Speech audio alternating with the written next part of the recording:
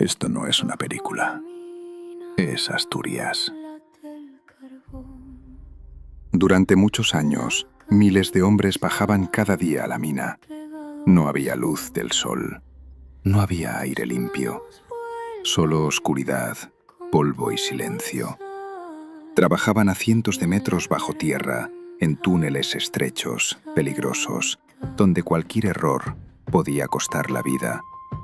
Y a veces pasaba. Explosiones, derrumbes, accidentes que marcaron a pueblos enteros, como en el Pozo María Luisa, donde muchos mineros dejaron su vida trabajando, o en otras minas de las cuencas asturianas, donde el carbón se pagó con esfuerzo, sudor y sangre. Cada casco, cada lámpara, tenía una historia detrás. Padres, hijos, vecinos, personas que luchaban cada día por sacar adelante a sus familias. Y por eso, cada día, volvían a bajar. Porque no era solo un trabajo, era sacrificio, era dignidad, era Asturias. Hoy, cuando miramos esas montañas, cuando caminamos por estos pueblos, debemos recordar que, bajo nuestros pies, hay una dura historia.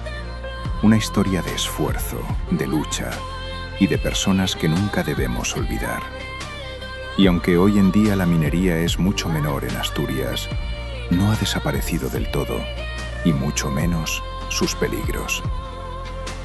Hace no tanto, en 2025, en Cerredo, Asturias volvió a parar.